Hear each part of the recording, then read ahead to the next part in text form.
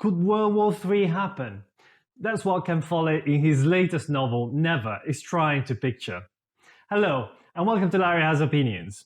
Ken Follett is actually one of my favorite authors, and even though he's best known now for his works of historical fiction, such as The Pillars of the Earth, in his newly published novel, he seems to have gone back to his younger years when he was best known for his political thrillers. In Never, we follow a pretty large cast of characters that ranges from intelligence agents to public servants to the President of the United States, who's a woman in this case. And we get to witness this gradual escalation of events that seems to lead to another world war. And this is not just some idle speculation, but is pretty much the mirror image of what happened in the last century with the First World War, something that Follett himself described very vividly in Fall of Giants.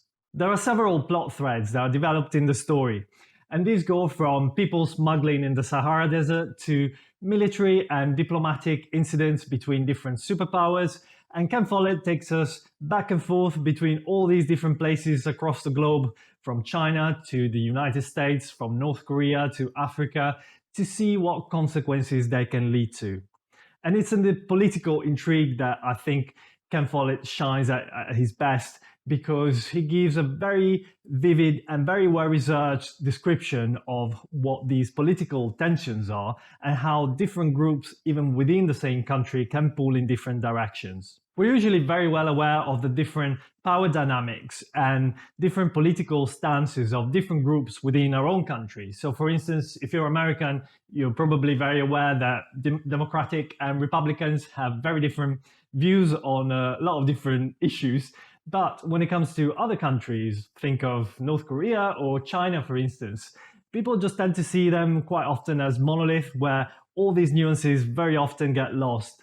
And something that Ken Follett manages to do very well here is to flesh out all these differences and give us a deeper perspective onto these other realities that perhaps most of us would not be familiar with. And these different threads lead us to a very unique conclusion to the story. I'm not even going to say if it's like a sad ending or a happy ending. I'm just going to leave it very open for you to discover. But it's definitely a conclusion that is very effective, that I really enjoyed and appreciated.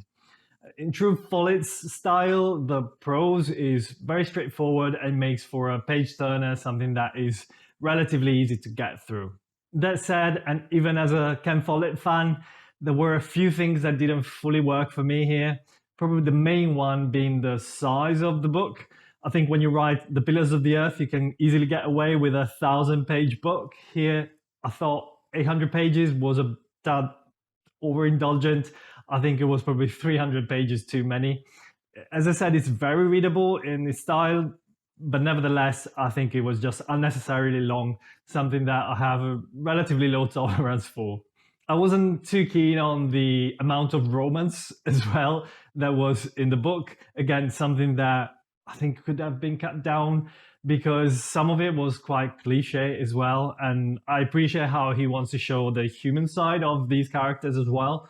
I think, again, it was a bit overdone it. So I'm not a big fan of romance in general, but I also didn't think it was particularly instrumental to the story or that key to the story, given the message that he was trying to give of the story being a geopolitical thriller first and foremost. And lastly, I was left slightly disappointed in how these different subplots, these different threads that I mentioned earlier, don't really come together at the end.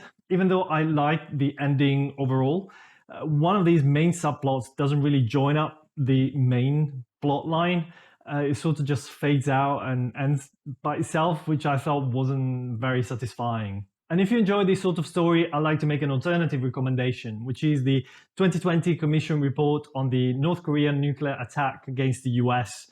This was written a few years ago when 2020 was in the future, and it's in the form of this mock report explaining the findings of this commission that analyzed the causes of this nuclear war between North Korea and the US. It's a much shorter read, but it's incredibly compelling and very, very interesting reading for how, again, like something that looks like World War III could come about. So to conclude, I enjoyed the book overall. I was impressed with the geopolitical side of things and with how well researched it always feels. However, the book overall as a novel left me a little bit disappointed, I have to say, in particular given the high expectations that I had to start with.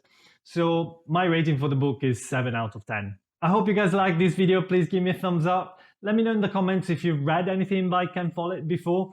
You can join our Discord as well to discuss this book or anything else with our community. The link is in the description box. And I'll see you the next time.